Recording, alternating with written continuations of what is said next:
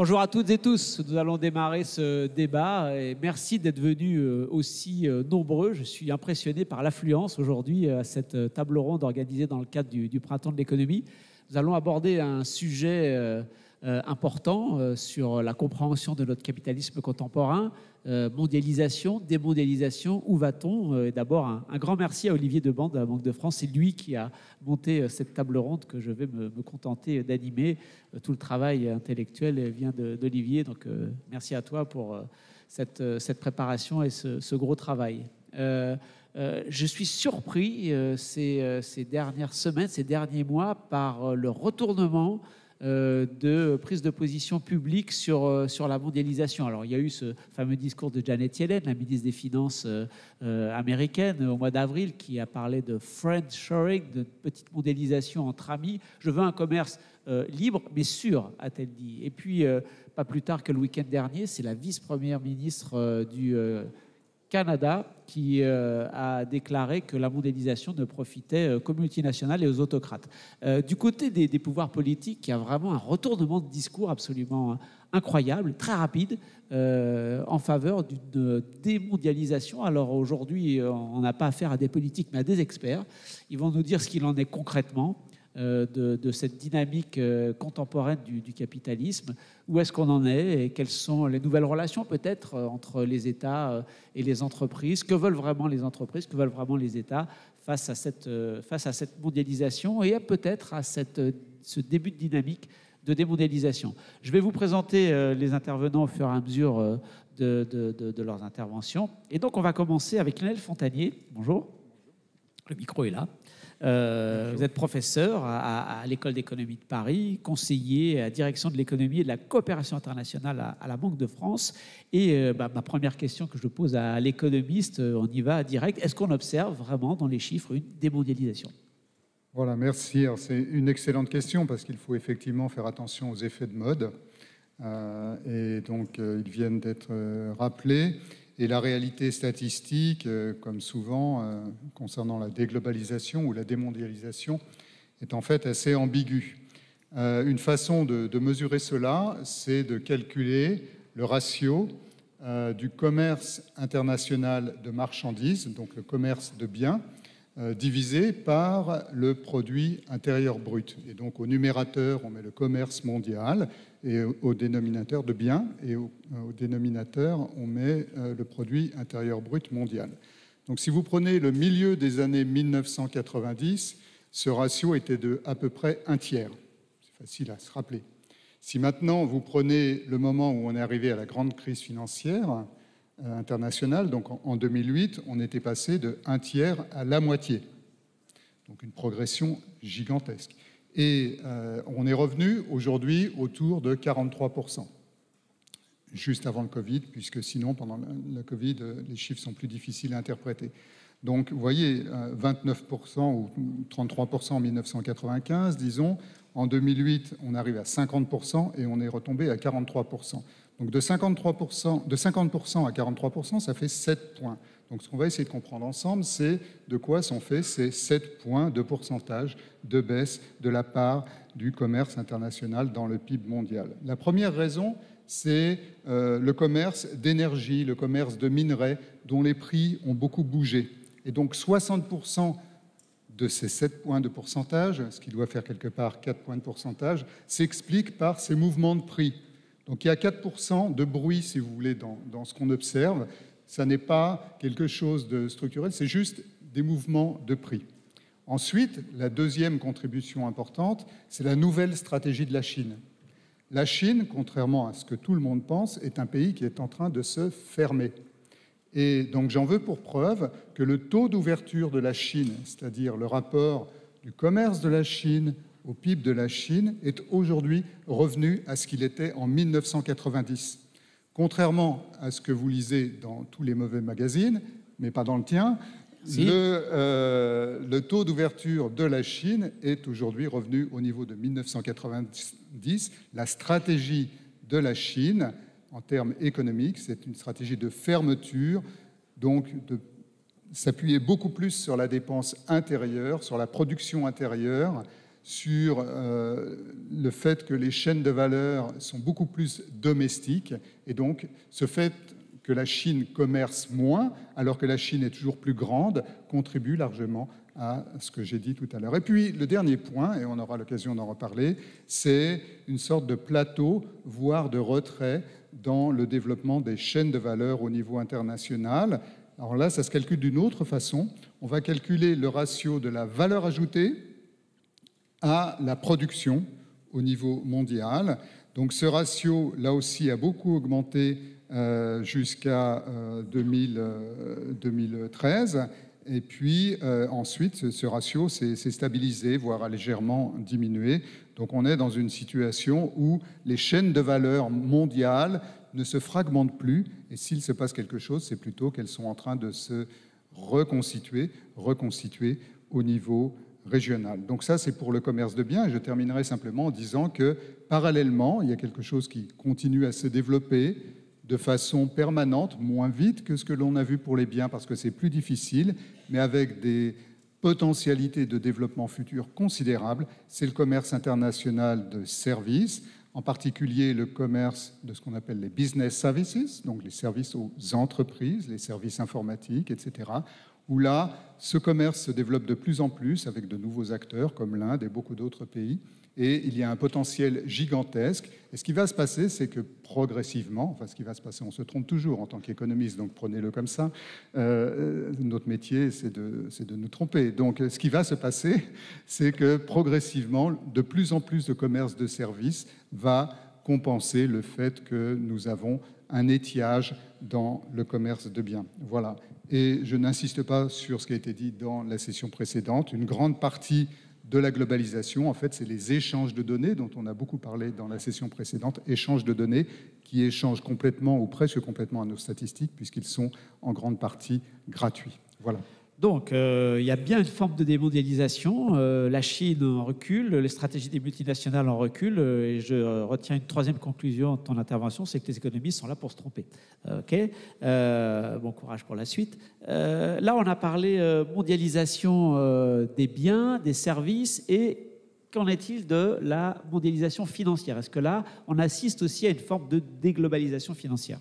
Et peut-être, est-ce qu'on assiste aussi, si on assiste à ça, à une sorte de recul du poids du dollar dans le monde? Alors, je suis soumis à un feu de questions. Oui. Donc, effectivement, je n'ai parlé que ce que les économistes appellent de ce mot horrible la partie réelle de l'économie, c'est-à-dire le commerce de biens, le commerce de services, et pas de la partie financière de l'économie. Donc, intéressons-nous à la partie financière de l'économie. Donc là encore, je vais avoir un propos assez nuancé et je vais opposer le court moyen terme, disons le court terme pour faire simple, avec le plus long terme. Si on regarde le court moyen terme, une bonne façon de regarder les choses, c'est de regarder ce qui se passe dans les banques françaises. Au fond. Comment les banques françaises sont-elles exposées? Quelle est la partie de leur activité internationale qui relève de la zone dollar ou qui relève de la zone euro pour faire simple? Et donc, le calcul que l'on peut faire, c'est de regarder quelle est la part de la zone euro pour les banques françaises dans leur activité internationale, c'est-à-dire, évidemment, si on retire ce qu'elles font en France. Eh bien, cette part, elle est de 39%. 39% de l'exposition des banques françaises, c'est en fait une exposition à la zone euro. Donc les chiffres sont ceux qui ont été obtenus par des travaux de la Banque de France. Et donc ce 39%, je dois le comparer à la part de la zone euro dans le monde. C'est-à-dire si on était dans un monde absolument plat, hein, vous connaissez ce livre, The World is Flat, donc s'il n'y avait aucune friction, donc la part de la zone euro dans le portefeuille des banques françaises, ça devrait être la part de l'économie de la zone euro dans le monde. Et cette part de la zone euro, c'est 12%. Donc 39% d'un côté, 12% de l'autre. Donc la part de la zone euro dans le portefeuille des banques françaises, c'est 3 fois plus que ce qu'elle devrait être normalement s'il n'y avait aucune friction. Donc ça prouve d'une part qu'il y a des frictions, et puis ça prouve d'autre part que quelque chose s'est passé parce que depuis 2005, cette part a très très fortement augmenté. J'ai dit 39% aujourd'hui, elle était de 27% en 2005. Donc on a 12 points de pourcentage d'augmentation de cette part. Alors creusons un petit peu pour voir ce qui s'est passé. Et ce qui s'est passé en réalité, c'est que les banques françaises ont fait leur marché dans la zone euro, ont acquis des filiales importantes dans un certain nombre de pays frontaliers. et je les cite par ordre décroissant d'importance, mais ce n'est pas exhaustif, l'Italie, la Belgique, l'Allemagne, le Luxembourg, l'Espagne, etc. Une grande opération aux Pays-Bas aussi. Donc tout ça a contribué à augmenter l'exposition des banques françaises à la zone euro. Donc c'est plus le résultat de l'intégration européenne, au fond, et de la proximité que d'une forme de perte d'influence du dollar. Et donc, pour terminer sur la perspective de long terme, cette influence du dollar, eh bien, il y a eu aussi des travaux à la Banque de France qui montrent qu'aucune monnaie, historiquement, n'a réussi à rester aussi importante dans la place financière mondiale en 2 siècles que le dollar. Et donc, on se rappelle de Valéry Giscard d'Estaing, enfin peut-être que dans la salle, peut-être un peu moins que moi, mais donc dans les années 1960, Valéry Giscard d'Estaing dénonçait le privilège exorbitant du dollar, c'est-à-dire le fait que les États-Unis peuvent émettre la monnaie qui est utilisée très largement au niveau mondial. Donc c'est ce qu'on appelle en économie le paradigme de la monnaie dominante. Eh bien, ce paradigme, il tient toujours, et c'est un mécanisme par lequel la monnaie qui est la plus utilisée, finalement, s'auto-renforce par des effets de réseau, et donc finalement, c'est le gagnant qui emporte tout, si vous voulez, dans ce type de développement. Et donc, une des raisons, c'est qu'en matière d'actifs sûrs, et on l'a bien vu dans la période troublée que nous vivons, le dollar reste donc un pôle donc important d'investissement. Et au final, du coup, le cycle financier mondial, on peut le calculer, reste très largement déterminé, dirigé encore aujourd'hui par la politique monétaire américaine. Ce sont encore les États-Unis qui mènent la danse grâce au dollar en matière financière. Et donc, l'idée qu'il y aurait un monde multipolaire, ça n'est pas une idée saugrenue, ça existe un tout petit peu, et ça se développera probablement dans le plus long terme. Mais jusqu'ici, et depuis 2 siècles, aucune monnaie n'a jamais réussi la performance en termes d'hégémonie que l'on a vue sur le dollar.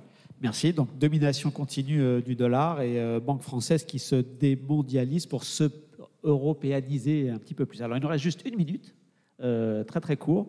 Est-ce que, là on a vu ce qui se passait du côté de l'offre, du côté des entreprises, est-ce que si on se place du côté de la demande, il ne va pas y avoir une demande de démondialisation, notamment par exemple parce que nous on veut des produits de proximité de circuit court? En 1 minute. Alors, en 1 minute, on le dit souvent, et donc la bonne façon de le regarder, c'est de regarder les sondages, ce que pensent finalement les consommateurs. Et ce que montrent les sondages, sans rentrer trop dans les détails, on pourrait y revenir dans la discussion, c'est que le consommateur européen, mais aussi français, ne veut pas moins de globalisation, il ne veut pas moins de mondialisation, il veut une mondialisation ou une globalisation plus responsable sur le plan social, sur le plan environnemental. Et le moment de basculement de l'opinion, c'est probablement lorsque nous avons eu cette catastrophe du Rana Plaza au Bangladesh, avec ce désastre humain que l'on connaît, qui a profondément marqué les opinions. Merci beaucoup. Je vais donner la parole maintenant à Cécile Cabanis, qui est directrice générale adjointe de Tikehau Capital. Juste, vous pouvez nous dire ce que c'est que Tikehau Capital ? Absolument. Donc, Tikehau Capital, c'est une société de gestion d'actifs. En fait, notre métier, c'est de collecter de l'épargne mondiale et de la mettre au travail dans l'économie réelle. Donc, nous, on est sur 4 classes d'actifs qui sont l'immobilier, le capital investissement, donc investir du capital patient dans des entreprises de petite et moyenne taille. Et on est aussi sur les marchés liquides.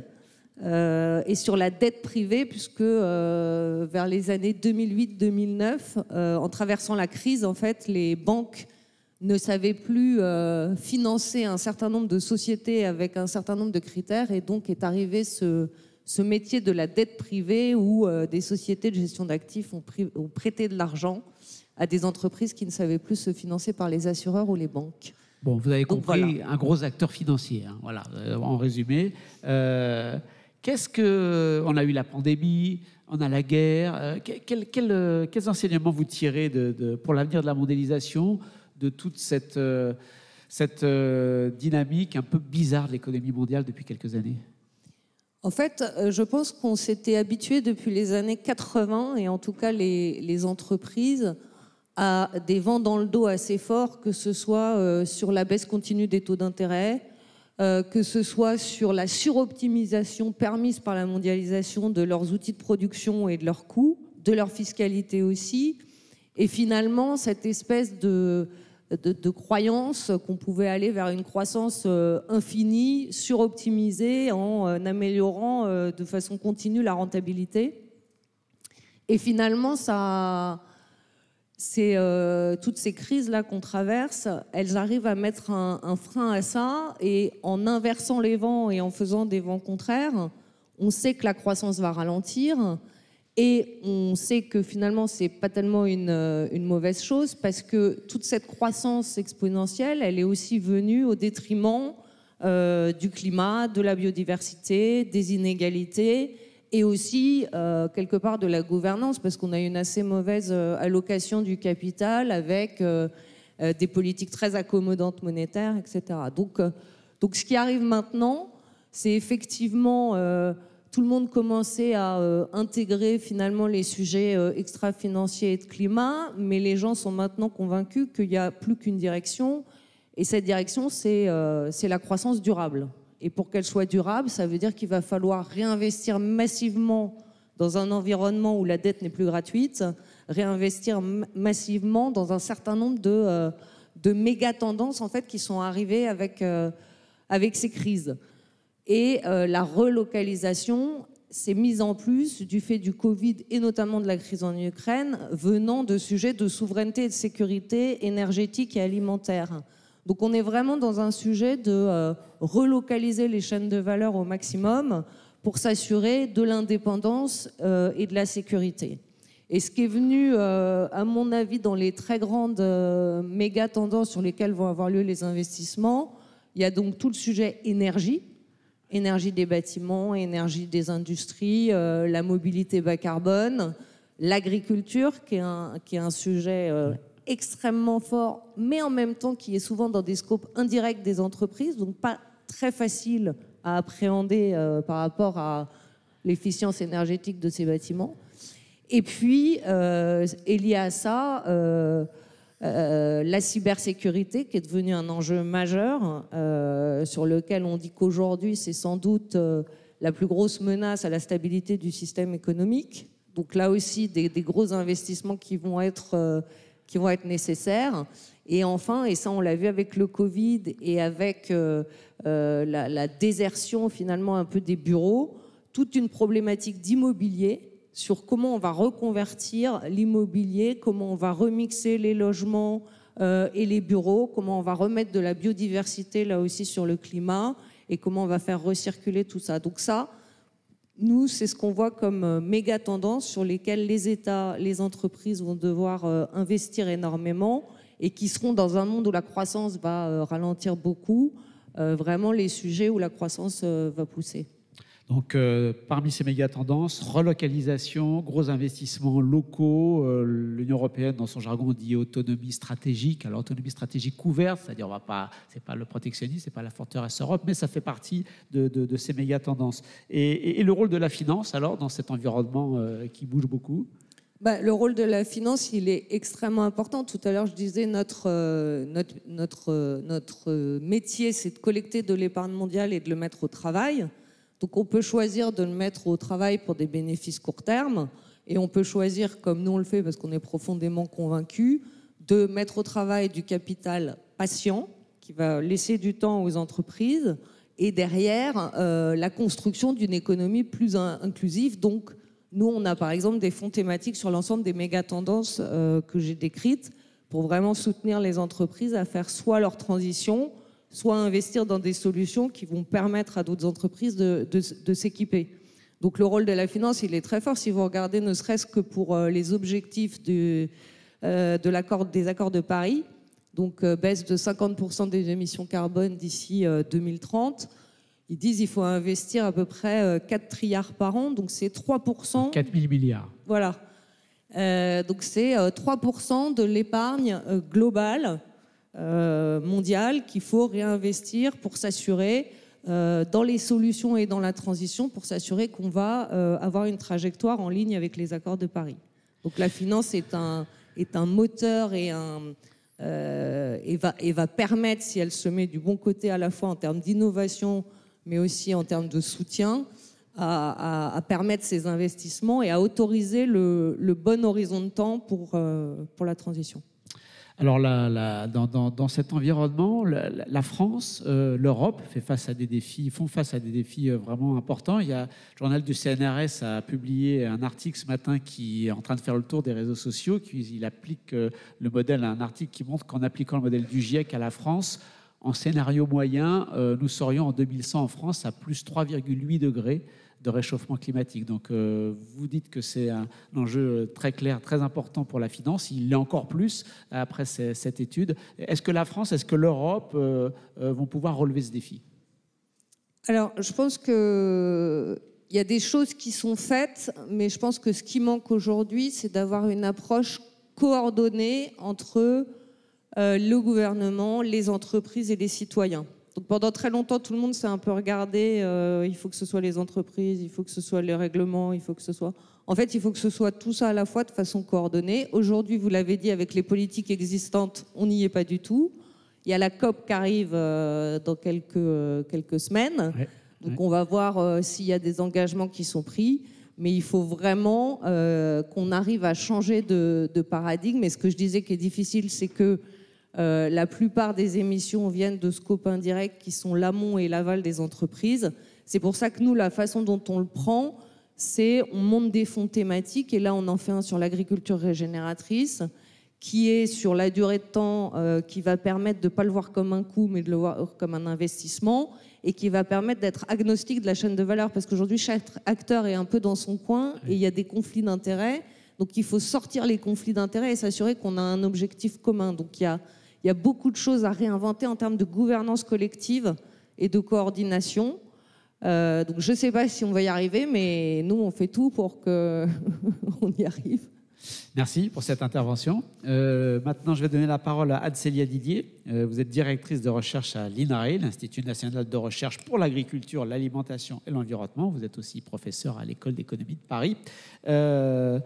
Donc, on a vu, entre les deux premières interventions, il y a vraiment une redistribution des cartes au niveau mondial, dans le commerce, dans les multinationales, etc. Quelles sont désormais les principales zones d'échange au niveau international? Comment est-ce que ces cartes sont en train d'être redistribuées? Alors, pour répondre à votre question, je pense que c'est une question à laquelle il était relativement facile de répondre il y a encore quelques mois. Et ce qu'on remarque aujourd'hui, c'est qu'il y a un vrai remodelage des zones d'échange et on ne sait pas exactement quel va être le point d'arrivée. Ce que l'on note, c'est un retour des préoccupations géopolitiques dans les échanges mondiaux qu'on n'avait plus connus depuis la fin de la guerre froide. Si on prend un peu ce qui s'est passé depuis les années 90, durant les années 90, 2000, on a eu cette période d'hyper-mondialisation. Ensuite, après la crise financière de 2008, durant les années 2010, on a juste eu une période de mondialisation, plus d'hyper-mondialisation. À la fin des années 2010, on a eu le début de la guerre commerciale entre la Chine et les États-Unis. On a eu aussi la crise Covid au début des années 2020 qui ont amené les pays à assurer la sécurité de leurs approvisionnements. Et aujourd'hui, avec ce conflit entre la Russie et l'Ukraine, on a une logique de bloc qui réémerge. Ça rejoint ce que vous disiez en introduction quand vous citiez Jeannette Hélène qui disait il faut commercer avec les amis. Voilà, c'est toute la question de savoir si maintenant, dans les prochains mois, dans les prochaines années, on va se remettre à commercer seulement avec ses amis et pas avec tous les autres pays. Et donc si on prend ces blocs, de facto la question qui se pose, c'est quels sont les blocs qui vont pouvoir émerger. Donc, on peut penser à un bloc OTAN, on peut penser à un bloc Est qui est évidemment différent du bloc de l'Est tel qu'on l'a connu durant la guerre froide, qui serait aujourd'hui la Russie, la Chine, l'Iran, le Pakistan. Mais ça pose aussi de fait la question des pays qui ne sont pas dans ces blocs-là. Donc on pense premièrement aux pays non alignés entre guillemets et émergents comme l'Inde. On pense aussi aux pays en développement, notamment aux pays africains pour qui les difficultés économiques s'annoncent très fortes, et donc ça pose la question de l'aide que l'on peut leur apporter. Et puis, les derniers pays qui sont concernés par ces blocs, sans en faire partie directement, c'est ceux qui sont écartelés finalement entre différents blocs. J'ai en tête la Turquie, qui à un moment donné va sans doute devoir choisir son camp, entre guillemets. Donc, une vraie image de guerre froide économique. En fait, on se retrouve avec les non-alignés, le bloc de l'Est, le bloc de l'Ouest, les non-alignés. On se retrouve avec une guerre froide qui n'est pas militaire, en tout cas pour l'instant, qui est vraiment économique. Dans cette guerre froide, les outils utilisés par les différents États, un coup un peu plus d'intégration, un coup un peu plus de protectionnisme. Vous pouvez nous éclairer un petit peu sur tout ça? Oui, alors, ce que l'on note, c'est que en fait, les deux grands types d'instruments qui peuvent être utilisés par les décideurs publics en matière de politique commerciale, c'est soit les droits de douane, soit les mesures non tarifaires. Bon, les droits de douane sont aujourd'hui assez faibles, il est compliqué de les remonter. Et donc, il reste les mesures non tarifaires, tout ce qui est standards, normes, etc., qui sont utilisées depuis maintenant plusieurs années par les pays, mais normalement pour assurer une certaine qualité des produits qu'on consomme, une certaine sécurité sanitaire, une protection de l'environnement, etc. Et ce qu'on note aujourd'hui, c'est que ces mesures non tarifaires, et ça va sans doute continuer de plus en plus dans les années à venir, sont aussi utilisées de plus en plus à des fins protectionnistes. Deux exemples, si on regarde la guerre commerciale entre la Chine et les États-Unis, d'après certains calculs qui ont été faits, en fait, 50% de la réduction des importations américaines en provenance de la Chine ne sont pas dues à une baisse, à une hausse des tarifs, mais à la mise en place de mesures non tarifaires, informelles, par les États-Unis sur certains produits typiquement exportés par la Chine vers les États-Unis. Donc ça, c'est le premier exemple. Le deuxième exemple que l'on peut prendre pour l'utilisation de ces mesures non tarifaires à des fins protectionnistes, c'est des données qui ont été publiées par la CNUSED, donc l'Agence des Nations Unies en charge du commerce international et du développement économique. Donc ils ont regardé les mesures qui ont été prises par les pays, les mesures commerciales qui ont été prises par les pays durant la crise Covid, donc entre début janvier 2020 et mi-2021. Donc il y a à peu près 150 pays qui ont adopté près de 450 mesures. Sur ces 450 mesures, seulement un quart, en gros, sont des droits de douane, des mesures tarifaires. Dans la plupart des cas, il s'agit de réduction des droits de douane pour favoriser le commerce. Maintenant, les 3/4 des mesures sont des mesures non tarifaires à des fins, pour 65% d'entre elles, à des fins protectionnistes. Donc l'idée, c'était de cibler typiquement les produits médicaux, donc on a en tête les masques, des produits alimentaires de première nécessité, et d'arriver à les garder pour l'approvisionnement domestique et de faire en sorte qu'ils ne soient pas exportés à l'étranger. Et ces mesures qui devaient être temporaires, en fait, d'après les chiffres de la CNUSED, en août 2021, près de 50% étaient encore en place. Donc il y a vraiment l'utilisation de cette nouvelle arme commerciale, entre guillemets, qui sont les mesures non tarifaires, qui ne sont normalement pas prévues pour des fins protectionnistes. Alors, Cécile Cabanis, tout à l'heure, parlait de gouvernance. Mais au milieu de tout ça, il y a quand même une institution internationale qui est censée réguler, qui est l'Organisation mondiale du commerce. Alors, elle n'était déjà pas très, très bien en point. Est-ce qu'avec tout ce qui se passe aujourd'hui, quel avenir vous voyez pour ce gendarme du commerce? Alors, je dirais que, je vais revenir dessus sur l'état de l'OMC, mais pour reprendre mon premier point, c'est... Aujourd'hui, ce n'est pas juste la crise de l'OMC. Il y a aussi, comme je disais, cette réémergence des blocs, des tensions géopolitiques qui pèsent sur les échanges entre États et donc qui pèsent aussi sur les négociations à l'OMC. Maintenant, ce qu'on remarque, c'est que finalement, malgré toutes ces tensions géopolitiques, malgré les critiques qui ont été formulées contre l'OMC, aucun État est sorti à ce jour de l'OMC. Donc il semble y avoir quand même un coup de sortie qui s'avérait être beaucoup plus important que finalement rester dans l'OMC. Parce que si vous sortez de l'OMC, alors du coup, ça peut tourner assez vite au chaos, c'est rapport de force, les autres pays peuvent aussi se mettre à adopter des mesures de rétorsion contre vos propres exportations, donc c'est un jeu qui peut s'avérer assez dangereux. Maintenant, sur l'OMC, je pense qu'on peut voir le verre à moitié plein ou à moitié vide, donc je vais...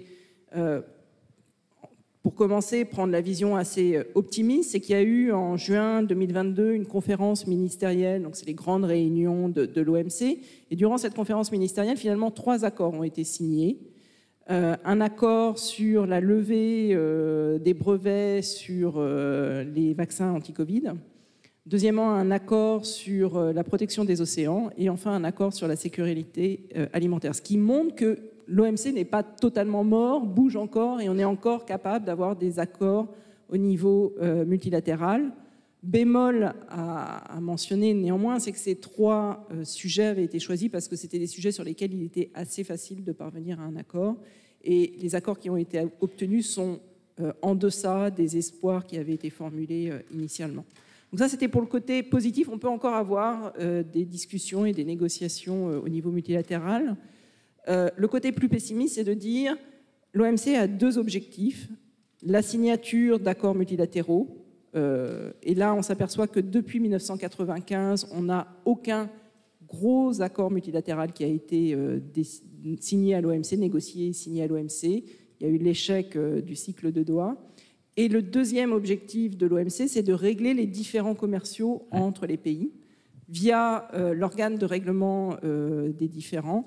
Et cet organe est totalement à l'arrêt. Pourquoi ? Parce que depuis 2016, en fait, les États-Unis s'opposent au renouvellement des juges qui siègent dans cet organe. Et ces juges ont un mandat de 4 ans non renouvelable. Donc vous voyez assez vite que si on ne les renouvelle pas, l'organe ne peut plus fonctionner. Donc depuis 2019, il n'y a eu aucun arbitrage rendu par cet organe. Donc c'est un souci. Donc à partir de là, on peut dire l'OMC ne se porte pas forcément très très bien. Que faire ? Alors ce qui est souvent suggéré dans les médias par certains chercheurs, etc., c'est un peu la dynamique des petits pas. Se dire, bon, laissons tomber le multilatéralisme, puisque à l'OMC, chaque accord doit être validé par l'ensemble des pays membres. Passons à des accords qui seraient discutés et négociés par juste un nombre restreint de pays. Donc ça permettra de relancer les négociations. Et puis finalement, ces accords, au début, il y aura peut-être 20 pays qui les signeront, mais par la suite, d'autres pays vont les rejoindre et on retendra vers du multilatéralisme. Pourquoi pas ? Maintenant, il faut aussi avoir en tête les inconvénients de ce genre de stratégie. C'est que vous avez les pays qui sont dans l'accord, dans ces accords plurilatéraux, donc les insiders. Donc, quelque part, tout va bien pour eux. Maintenant, il y a aussi les pays qui restent en dehors de ces accords plurilatéraux, les outsiders. Et là, clairement, le risque, c'est d'avoir les pays en développement parmi ces outsiders. Pourquoi ? Parce que ce qui va se poser comme question importante, c'est le choix des sujets pour ces accords plurilatéraux. Et ce qu'on voit, c'est que déjà aujourd'hui, les discussions portent sur les services, sur le commerce des biens liés aux technologies de l'information, donc plutôt des sujets qui intéressent les pays développés. Et il y a finalement assez peu de discussions qui pourraient porter sur l'agriculture, qui est un secteur typiquement où les pays en développement ont des avantages. Donc c'est ce risque de cette stratégie des petits pas, c'est de laisser à nouveau en dehors les pays en développement qui pourtant ont besoin de soutien pour leur développement économique. Merci. Je vais donner la parole maintenant à Jacques Cressel, qui est notre hôte aujourd'hui, puisque c'est le président de la commission économique du CESE. Il est dirigeant de la Fédération du commerce et de la distribution, président de la Fédération internationale du retail, comme on dit dans le jargon, responsable du MEDEF. Est-ce que vous, qui êtes plutôt du côté des entreprises, on a entendu les universitaires, on a entendu une financière, est-ce que la démondialisation est possible en pratique, vraiment du point de vue de la fabrication, de la consommation des produits? Est-ce qu'on peut penser qu'on puisse se réorganiser au niveau au mieux régional, voire national? Bonjour, merci à tous, c'est heureux de vous accueillir. Effectivement, il y a beaucoup d'annonces régulières sur le sujet de la relocalisation. Encore ce matin, par exemple, les magasins Auchan ont annoncé mettre un corner de vêtements made in France dans tous leurs magasins. Ce sont des illustrations concrètes du fait qu'il se passe quelque chose. En même temps, il y a plein d'autres éléments qui relativisent beaucoup, pour reprendre ce que disait Lionel Fontanier tout à l'heure. D'abord, il y a des vents contraires. Le premier des vents contraires, c'est le fait qu'on parle beaucoup de relocalisation de l'industrie, mais l'industrie, c'est 10, 15, maximum 20% du PIB. Or, dans les services, on a parfois des vents exactement inverses, où on voit bien que, notamment pour les emplois les plus qualifiés aujourd'hui, et le Covid de ce côté-là n'a pas vraiment facilité les choses, on a plutôt une tendance à la délocalisation beaucoup plus forte. Vous demandez à un certain nombre de chefs d'entreprise aujourd'hui pour trouver un certain nombre de postes dans les systèmes d'information de haut niveau. Ils vous disent, écoutez, moi, être en France, c'est pas mon sujet. Mon sujet, c'est d'être dans des endroits où je suis bien, avec d'autres, qui peuvent être d'autres endroits en Europe, Amsterdam, le nord de l'Italie et autres. Et on voit bien que ça devient de plus en plus compliqué. Puis autre vent contraire, ce qui se passe par exemple sur l'automobile. Le passage du moteur thermique au moteur électrique, c'est très clairement une délocalisation de la valeur hors d'Europe. D'ailleurs, il n'y a qu'à voir l'omniprésence des Chinois au salon de l'automobile, qui en est une illustration quand même extrêmement forte. Alors naturellement, il faut essayer de contrecarrer tout ça avec la relocalisation d'usines de batteries, avec en jouant l'hydrogène pour la suite et autres. Mais à court terme, c'est exactement l'inverse. C'est moins d'emplois et moins de valeur en Europe et plus d'emplois et plus de valeur ailleurs, et notamment en Chine. Donc ça, c'est le premier élément qui pose problème. Là, c'est plutôt subi, là. Pardon ? C'est plutôt subi dans votre exemple. C'est pas un choix, vraiment. Oui, bien sûr. C'est là où il y a des vents contraires, effectivement, forts. La deuxième chose où il faut relativiser, c'est que Cécile Cabanis, tout à l'heure, parlait de chaîne de valeur. Je prends un exemple. Au début du Covid, lorsqu'on surveillait de près les fournitures d'alimentation, notamment des Français, pour qu'ils puissent se nourrir tous les jours, sur le lait, on s'est aperçu que le problème n'était pas le lait, c'était les opercules pour fermer les briques de lait. Et donc, le plus petit élément de la chaîne de valeur, si celui-ci ne manque, il est clair que ça pose un problème. Et s'imaginer qu'on va pouvoir maîtriser la totalité de la chaîne de valeur est un leurre complet. Et c'est le troisième élément, c'est qu'on est face à des choix qui sont extrêmement difficiles.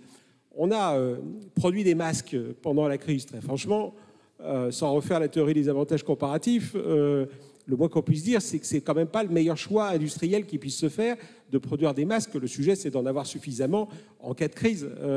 Et d'ailleurs, on s'est sorti de l'affaire uniquement le jour où on s'est organisé pour ça, en allant les chercher là où ils étaient produits. Et puis de l'autre côté, vous avez toute une série d'investissements extrêmement lourds, indispensables, comme les puces par exemple, où là, aujourd'hui, on n'a pas les moyens de mettre en place les investissements nécessaires. Une usine de puces aujourd'hui, c'est 20, 30, 40 milliards de dollars dans les nouvelles générations. Aujourd'hui, on n'est pas du tout sur ces ordres de grandeur dans les grands investissements. Si vous rajoutez à tout ça ce qui se passe aujourd'hui sur la crise énergétique, si, comme on peut le craindre demain soir, il n'y a pas d'accord au niveau européen, ou même d'ici la fin de la semaine, ça veut très clairement dire qu'on va avoir un recul assez fort de l'industrie, notamment française, dans les temps qui viennent. Donc, beaucoup de vents contraires, malgré les grandes déclarations. Donc, autonomie stratégique, c'est du discours. Concrètement, lorsqu'on fait face à une chaîne de valeur, à l'ensemble des petits détails, vous nous dites c'est pas pour demain matin, cette autonomie stratégique pour l'Europe. C'est pas pour demain matin, cette autonomie stratégique. C'est pas pour demain matin. Et alors, en plus, s'ajoute à ça le consommateur qui était évoqué tout à l'heure, qui est naturellement, comme toujours, plein d'injonctions contradictoires, d'ambivalence. Il veut, quand on l'interroge, du circuit court, il veut essayer d'avoir des produits locaux le plus possible. Mais quand on regarde les actes, il y a comme d'habitude une légère différence entre les intentions et les actions. Si on prend l'exemple, par exemple, de l'habillement, sur l'habillement, on est passé en fait progressivement d'un système dans lequel on avait des magasins d'habillement près de chez soi avec une partie du textile qui était fabriqué chez nous, à un système dans lequel on est allé vers du Zara, du H&M, puis progressivement vers du Primark, puis vers du Chine aujourd'hui. Et donc on est dans un système de destruction de valeur globale et en même temps de délocalisation encore plus marquée qu'autrefois. Et naturellement, si vous interrogez, y compris tous ceux qui sont dans cette salle, ils vous diront qu'ils préféraient acheter du produit français et autres. Mais ceci étant, ce que vous faites, c'est quand même d'abord et avant tout d'aller plutôt sur Chine et autres. Et même quand vous voulez être plus vertueux, à ce moment-là, vous allez plutôt vers la seconde main. La seconde main, c'était 3% du marché de l'habillement il y a 3 ans, c'est 21% aujourd'hui. Et donc, ça veut dire qu'on est plutôt, là aussi, vers un système plutôt d'attrition, de réduction globale de la valeur, avec plein d'avantages par ailleurs du point de vue écologique, carbone et autres. Mais en même temps, du point de vue de la mondialisation, de la délocalisation, s'échanger des produits n'a pas forcément le même impact. Vous êtes un spécialiste du commerce, de la distribution. Produire localement, vendre localement, c'est toujours plus cher que si on vend des choses qui viennent de l'étranger. Ça, c'est une règle? le coût de production, par définition, est plus élevé chez nous sur la plupart des produits. Donc, il y a un surcoût évident. Après, il y a souvent une surqualité aussi. Voilà. Donc, c'est un problème d'équilibre global. Et on voit bien qu'en période normale, alors la période normale, on ne sait plus bien ce que c'est en matière de consommation depuis 4-5 ans. Hein, c'est ça le problème. Il y a une tendance naturelle, par exemple, sur l'alimentaire, à monter en gamme. Les consommateurs, en gros, le panier moyen progressait ces dernières années de 2% par an. On achète des produits de qualité de meilleur en meilleur pour se faire plaisir, parce que c'est bon pour sa santé et autres. C'était le bio, notamment, assez largement. On voit bien que dès qu'il y a des difficultés, on revient en arrière très vite. Donc le pur local, ça marche assez bien. Le français, un peu moins bien. Et puis quand on ne voit pas bien ce que ça apporte de plus, là, ça devient vraiment compliqué. Donc plutôt le moins cher que le Made in France qu'on a essayé de un bon mélange des deux, oui. Un bon mélange des deux. On a déjà évoqué plusieurs fois les questions d'environnement, de décarbonation de l'économie.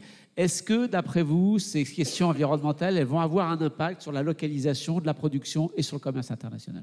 C'est le sujet complètement fondamental, et d'ailleurs c'est un sujet dont on ne parle pas assez, je trouve, y compris entre commerçants et industriels. Si on prend par exemple les différentes formes du commerce, on est le scope 1 et le scope 2, en gros ce qui relève de nous, directement. Notre empreinte carbone à nous, elle représente, selon les types de commerce, entre 3 et 10% du total. Le reste, le scope 3, c'est-à-dire ce qui relève du produit, on a la conception du produit et puis l'utilisation du produit, c'est beaucoup plus, c'est 90. Si on prend l'exemple de l'alimentaire, c'est 96% du total. Donc ça veut dire quoi? Ça veut dire que demain, il faudra qu'on ne vendra plus les mêmes produits et on ne consommera plus les mêmes produits. Si je prends un sujet non alimentaire, ça veut dire par exemple aujourd'hui, les industriels sont en train de mettre au point des shampoings nouveaux exigeant moins d'eau de façon à ce que du côté de l'aval du produit, on ait moins d'utilisation d'eau avec l'empreinte carbone qui va derrière. Le problème, c'est que la relation entre ça et puis la localisation est plus complexe qu'il n'apparaît. D'abord parce que quand on prend les produits alimentaires, il faut très clairement aller, c'est ce que nous montrent toutes les études, vers moins de viande, moins d'élevage, moins de produits laitiers. Or, ce sont des produits qui sont fabriqués en France, élaborés en France. Et donc, si demain, vous remplacez un produit élaboré ailleurs, mais avec une empreinte carbone beaucoup moins forte, si vous remplacez des produits existants par ce type de produit, vous allez avoir un effet positif sur le carbone, mais pas forcément positif sur le côté localisation. Autre exemple, là aussi très concret, même si vous restez sur votre steak de bœuf, un bœuf irlandais, aujourd'hui, a une empreinte carbone beaucoup moins forte qu'un bœuf français, tout simplement parce qu'il mange de l'herbe beaucoup plus que le bœuf français qui mange toute une série d'aliments qui ont nécessité de l'eau, de l'énergie, toute une série d'éléments auparavant. Donc on est face à toute une série de choix qui vont être des choix économiques, des choix financiers, mais aussi des choix de société par derrière, parce que quand vous dites demain, il y a des produits qui ne seront plus là, et il va falloir complètement changer la donne, c'est très frappant. En même temps, l'innovation est là pour ça, et donc ça va passer par l'innovation. Ça va passer, je le voyais ce matin, que Apple sort une nouvelle box, une TV 4K, une Apple TV 4K, dans lequel l'empreinte carbone a baissé de 25%, tout simplement parce que la puce qui est dedans est une puce beaucoup moins gourmande en énergie, du coup il y a moins besoin de ventilateurs, et qu'à partir de ce moment-là, il y a moins besoin effectivement d'énergie. Voilà typique l'innovation telle qu'elle peut exister. Mais ça va passer aussi par de l'information, c'est la composante carbone de tous les produits, et puis des éléments autres, comme notamment l'impôt carbone aux frontières, qui est un des sujets majeurs qui arrivera dans les années qui viennent. Donc je retiens quand même de votre discours que l'innovation va être de plus en plus orientée vers la capacité de produire de plus en plus décarboné, de plus en plus local et peut-être même moins cher. L'exemple d'Apple que vous venez de donner. On n'a pas le choix. Le moins cher, ça, j'y crois pas beaucoup. Très franchement, tout ce qui est aujourd'hui du côté amélioration environnementale est quelque chose qui, globalement, coûte plus cher et a un rendement plutôt plus faible. Les économies d'énergie, par exemple, pour le moment, sur des bâtiments, ça n'est pas un taux de rentabilité extrêmement fort. Alors, si le prix de l'énergie continue à monter, ça s'améliorera sans doute, mais on est plutôt sur des taux de rentabilité en baisse. C'est un de nos problèmes d'équation macroéconomique globale. Bon, désolé, les prix bas, c'est fini. Juan Carluccio, vous êtes conseiller scientifique à la Banque de France, professeur à l'université de Surrey, au Royaume-Uni. Alors, avec vous, on va sortir de l'aspect purement économique. On va essayer de voir comment ces différents acteurs arrivent à se coordonner.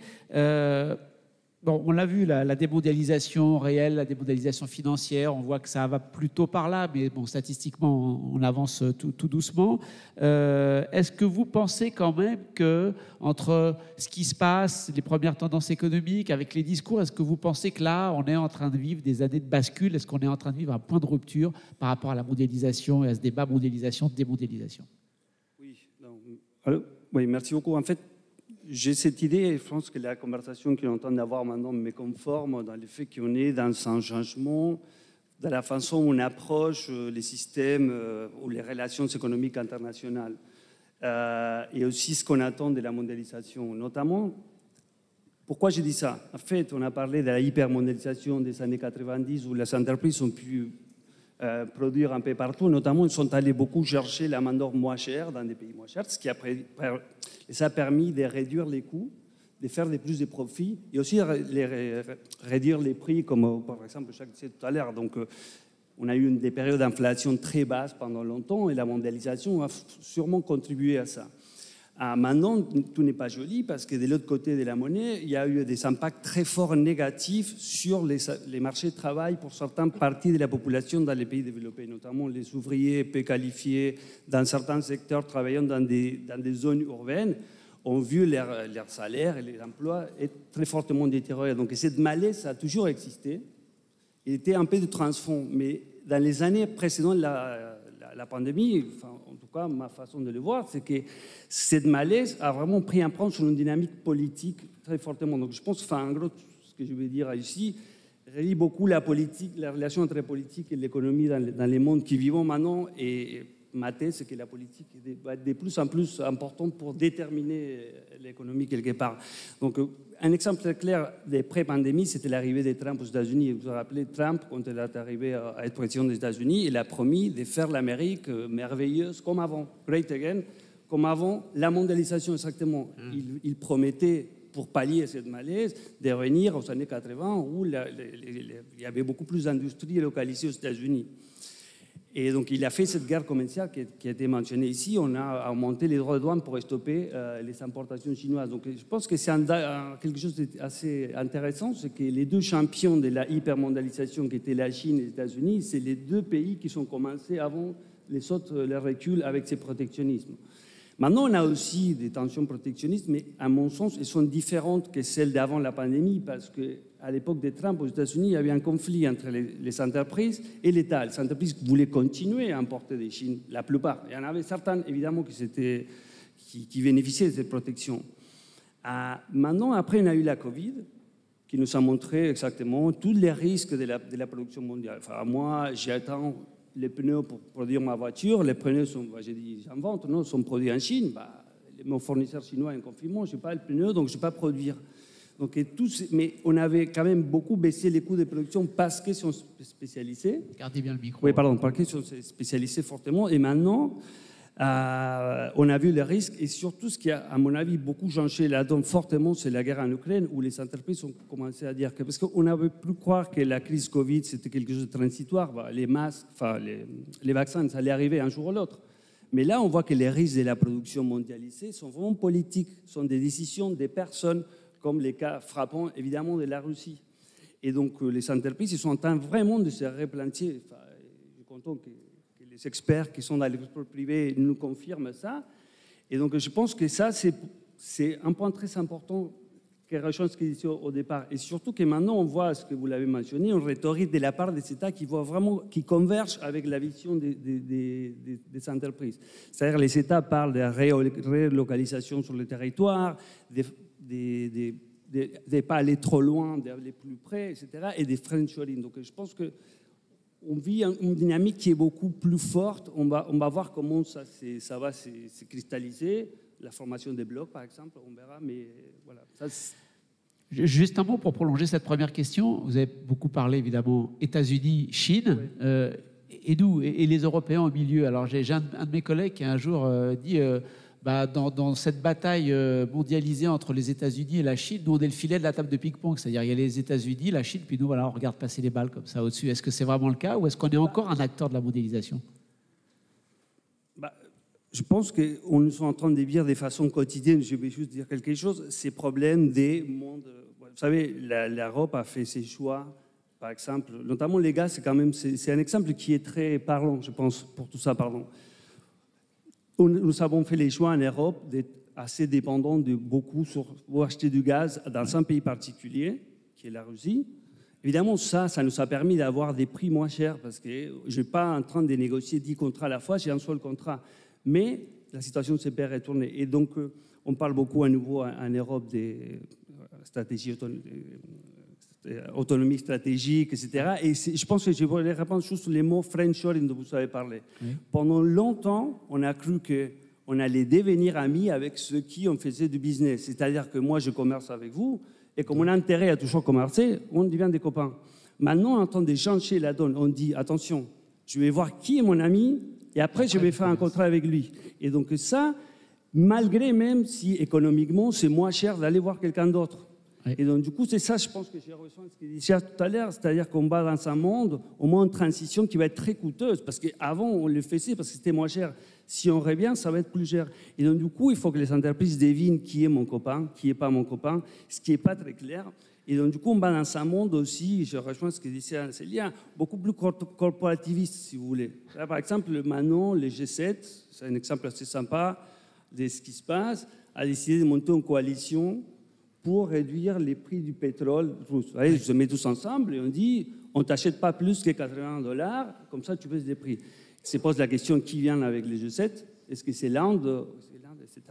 Mais la réponse a été de l'OPEC+, qui inclut la Russie, de dire « Ah, vous faites ça, bah, on va produire moins, et du coup, les prix vont remonter. » Donc et là, on voit deux groupes des coalitions des pays, et donc c'est beaucoup moins le marché qui va médier ces conflits, mais sinon, on va dans un monde qui est beaucoup corporativiste, et je pense, en tout cas, c'est mon hypothèse, on le voit aussi à l'intérieur des économies. Donc on va dans un monde beaucoup plus bloc à niveau mondial, mais aussi à l'intérieur des économies, notamment... on a des conflits, on parle des États-Unis, je vais reprendre, mais il n'y avait pas de syndicats presque des États-Unis depuis les années 80. Et maintenant, vous voyez énormément de mouvements syndicaux aux États-Unis. On les salue toujours en France, mais maintenant, par exemple, en France, pour la question du gaz, on parle des grèves solidaires, etc. Donc, les prix domestiques, ils vont être aussi beaucoup plus déterminés par des rapports de force que par les marchés. Donc, je pense que ça, c'est la grande ligne. Le retour des États, le retour des grandes puissances, le retour de la politique sur l'économie. Est-ce que c'est un discours, ça semble un discours d'État développé, tout ça, ce discours de guerre froide, de rapport de force. Est-ce que c'est vraiment ça, c'est une réalité, c'est juste un discours d'État développé, ou est-ce que c'est vraiment cette reprise en main par la politique, c'est généralisé partout ? Non, mais bien sûr que c'est général, parce qu'on vit tous dans les mêmes économies mondiales. Il y a un point clé, c'est qu'on peut essayer de relocaliser plein de choses, même si c'est cher. Mais on ne peut pas relocaliser le pétrole, on ne peut pas relocaliser le gaz, on ne peut pas relocaliser les métaux rares, on ne peut pas relocaliser la production massive d'aliments, par exemple. Donc, beaucoup de pays développés sont ceux qui détiennent ces ressources-là. Et donc, les rôles qu'ils vont jouer dans la géopolitique mondiale, c'est que c'est les détenteurs uniques, et surtout la Chine, parce qu'il y a beaucoup des technologies du développement qui nécessitent des matières premières qu'on trouve souvent en Chine. Et donc, les États développés vont avoir ces rôles-là à jouer. Et donc, on va probablement voir une espèce de course à essayer de signer des accords pour pouvoir accéder à ces ressources-là. Donc, c'est un monde qui va être très conflictuel dans le futur, notamment à cause de ça. Et si vous voulez un peu ma théorie de comment je vois le futur, ma petite théorie, c'est une théorie où il y a 3 niveaux de conflit. Le premier, c'est géopolitique, notamment parce que les questions du pétrole, ils vont probablement s'étendre à d'autres matières premières. Ça, c'est très clair. On parle déjà, il y a quand même des conflits à Taïwan. Bon, on voit bien que c'est parce que Taïwan a certaines industries très importantes où les gens de valeur s'en servent. Donc, c'est pas seulement on est sympa aux États-Unis, on met les pauvres Chinois. Enfin, donc, du coup, il y a ça. Mais ça implique l'inflation dans les matières premières. On le vit tous les jours maintenant. Enfin, voilà. Mais et ça, donc, ça alimente un deuxième niveau de conflit, et c'est le conflit des coûts de la vie dans les pays développés. Vous savez, on a une inflation aujourd'hui qui est la plus grande depuis 40 ans. Aujourd'hui, on ne peut pas aller chercher l'essence. Pourquoi on n'a pas d'essence aujourd'hui? Parce qu'il y a un conflit syndical entre l'entreprise et les travailleurs. Donc, ces conflits internationaux poussent vers des conflits redistributionnels à l'intérieur des pays. Les plus vieux en économie, c'est les conflits des redistributions entre le capital et le travail, notamment. Mais ça va encore renforcer un troisième niveau de conflit qui est politique. C'est-à-dire qu'il y a une demande forte de démondialisation, comme c'était aux États-Unis. On parle aux États-Unis, on parle de Trump. Et en Europe, on a eu les résultats en Italie, en Suède, en France aussi, des partis qui ont une vision très différente du gouvernement en place par rapport à la mondialisation ont gagné beaucoup de terrain. Et si disons que les troubles internationaux compliquent encore plus la situation domestique, il est très probable qu'on bascule dans un autre équilibre où des partis politiques qui sont beaucoup plus nationalistes ou souverainistes, ou comme vous voulez les appeler, mais beaucoup plus de repli sur soi, vont probablement arriver au pouvoir. Donc c'est une possibilité. Et donc ça peut quand même changer beaucoup la donne. Mais ce qui est important, c'est que les prochaines années, je suis désolé, mais ils vont être très compliqués, je pense. On en a pour certaines années, et ça, je le dis à mon nom et pas au nom de la Banque de France, mais les tensions de l'inflation vont être très compliquées aussi, parce qu'on va avoir tous ces niveaux d'incertitude et de conflictualité dans le monde. Donc, voilà. Merci, on a commencé un petit peu en retard, donc il nous reste quand même un petit peu de temps. Les organisateurs me facilitent qu'on a le droit d'un petit peu plus de temps.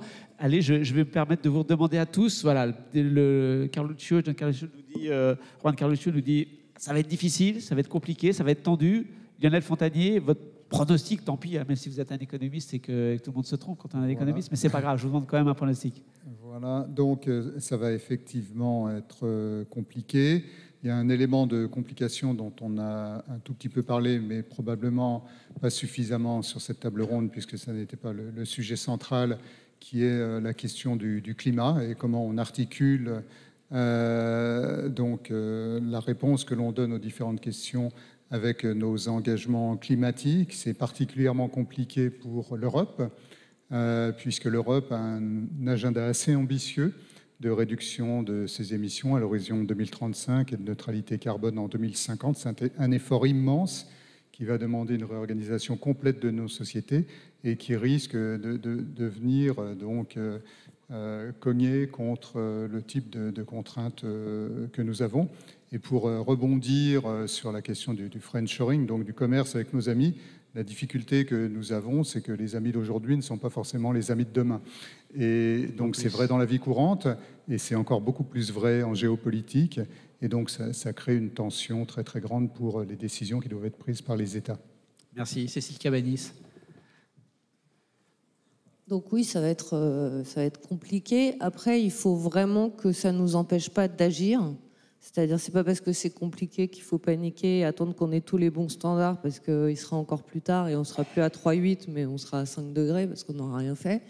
Parce qu'en fait, ce qui est super difficile, c'est qu'on prend des décisions aujourd'hui pour des choses qui créeront de la valeur et de l'impact dans 10 ans. C'est les temps de transition sont des temps auxquels on n'est absolument pas habitué dans nos modélisations, dans nos façons de penser, Donc c'est ça qui est le plus difficile, mais il faut absolument essayer de ne pas paniquer et vraiment rester concentré sur les objectifs, comment on va y aller, qu'est-ce qu'on peut trouver comme solution.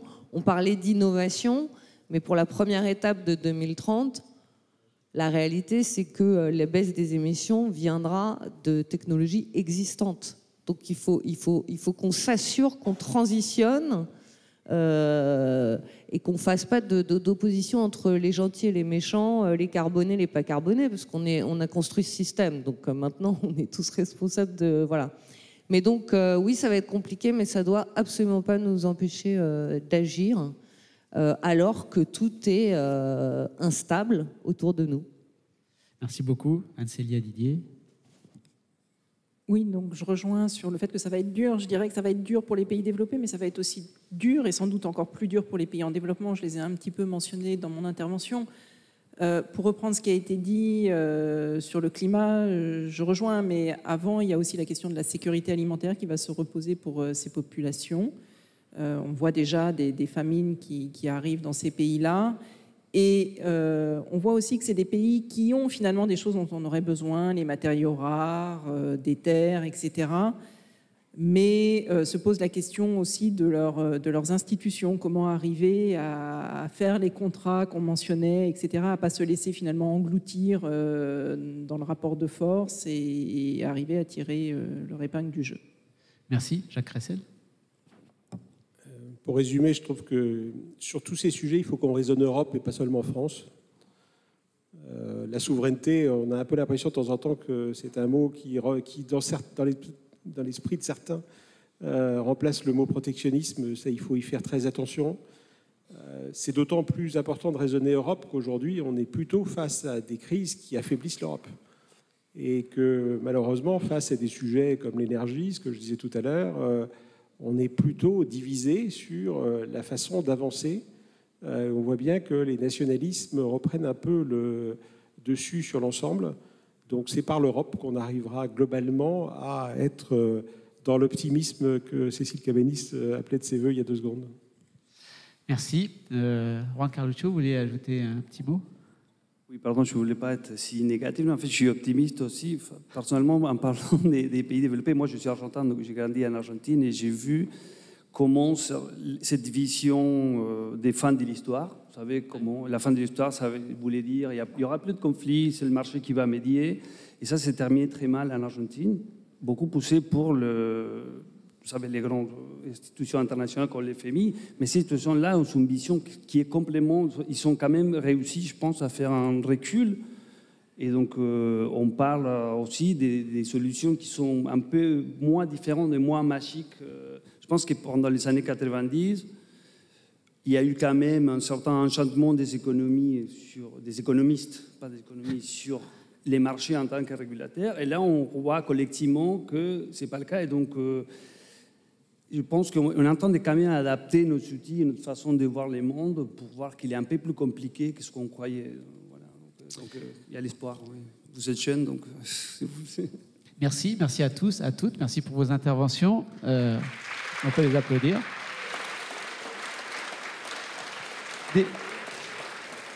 Désolé pour le ton un petit peu pessimiste global de la table ronde, mais moi je retiens quand même un élément d'optimisme, c'est qu'il y a encore 2-3 ans, quand on aurait fait ce genre de table ronde, on n'aurait pas parlé autant de décarbonation de l'économie et d'environnement. On voit bien que ces sujets nous impactent tous. Merci, le printemps de l'économie continue. À bientôt.